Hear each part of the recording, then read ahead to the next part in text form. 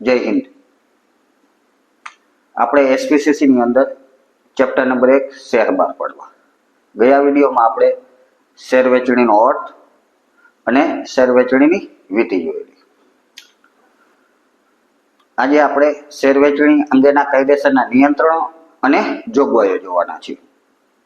તો કંપની જ્યારે પોતાના શેર જાહેર જનતાને વેચવા કાઢે ત્યારે સરકારે જેમ કે કંપનીદારો અને સેબી અમુક નિયમો બનાવ્યા છે જે પાળવા ખૂબ જ જરૂરી હોય છે। તો અહીંયા આપણે મુખ્ય નિયંત્રણ અને જોગવાઈઓ જોવાના છે। એમાં સૌથી પહેલા છે શેર વટાવથી બહાર ન પાડી શકાય। શેર વટાવથી બહાર ન પાડી શકાય।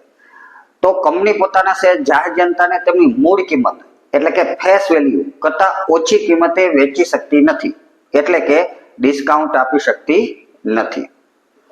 એના પછી બીજો મુદ્દો જોઈએ તો છૂટક રોકાણકારો માટે અનામત।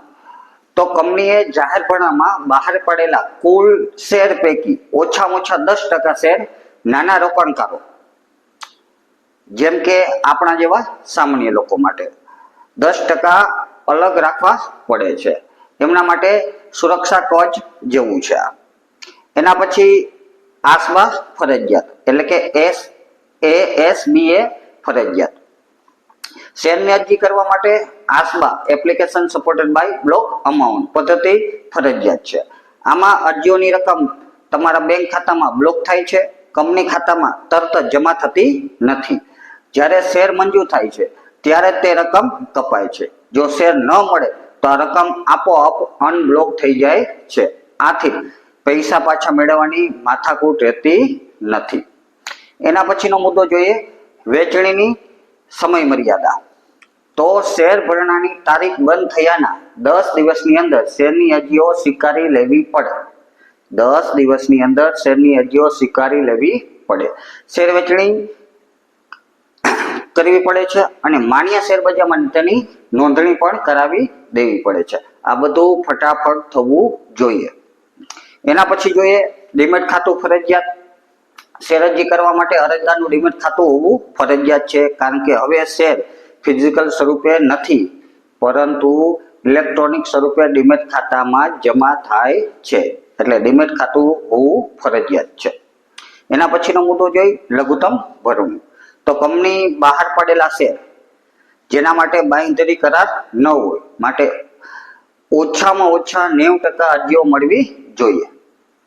જો 90% કરતા અરજીઓ ઓછી મળે તો કંપની શેર વેચણી કરી શકતી નથી, અને લઘુત્તમ ભરણું કહેવાય। એટલે કે ઓછામાં ઓછી અરજીઓ 90% મળવી જોઈએ, તેને આપણે લઘુત્તમ ભરણું કહેવાય। એના પછી છે બુક બિલ્ડિંગ પ્રક્રિયા। તો અમુક ખાસ પ્રકારની કંપનીઓ માટે શેર ફક્ત બુક બિલ્ડિંગ પ્રક્રિયા દ્વારા જ બહાર પાડી શકાય છે, જે સેબી દ્વારા નક્કી કરેલા હોય। આ એક ખાસ ભાવ નક્કી કરવાની પદ્ધતિ છે। એના પછી જોઈએ તો વિજ્ઞાપન પત્ર કે રેડ હેરિંગ પ્રોસ્પેક્ટ।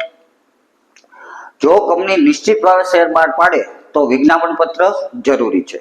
જો બુક બિલ્ડિંગ દ્વારા બહાર પાડે તો રેડ હેરિંગ પ્રોસ્પેક્ટ સેબી પાસેથી મંજૂર કરાવવું પડે। આ દસ્તાવેજમાં કંપની અને શેર વિશે બધી માહિતી હોય છે। એના પછી જોઈએ અરજી સાથે મંગાવવાની રકમ। તો શેર અરજી સાથે શેરની દાર્શનિક કિંમત એટલે કે મૂળ કિંમતના ઓછામાં ઓછા 5% રકમ અથવા તો સેબી દ્વારા નક્કી કરેલી રકમ મંગાવી હોવી જોઈએ।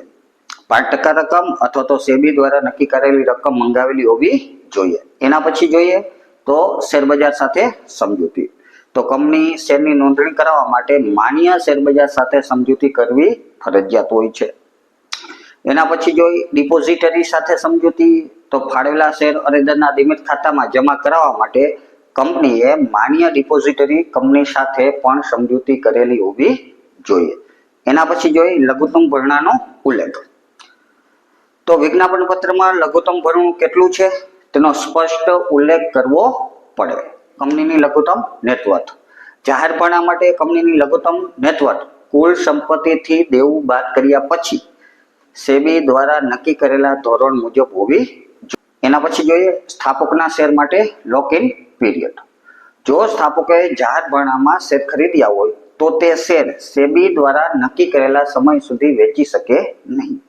ને જ્યાં સુધી આ શેર વેચી ન શકે તે સમયગાળાને લોક ઇન પીરિયડ કહેવાય. તો આ બધા નિયમો કંપનીને શેર બહાર પાડતી વખતે પાડવા જરૂરી છે, જેથી રોકાણકારોના હિતનું રક્ષણ થઈ શકે અને આખી પ્રક્રિયા છે એ પારદર્શક રહે. તો હવે આગળના વિડીયોમાં આ ચેપ્ટરને આપણે આગળ વધારશી. જય હિન્દ, જય ભારત.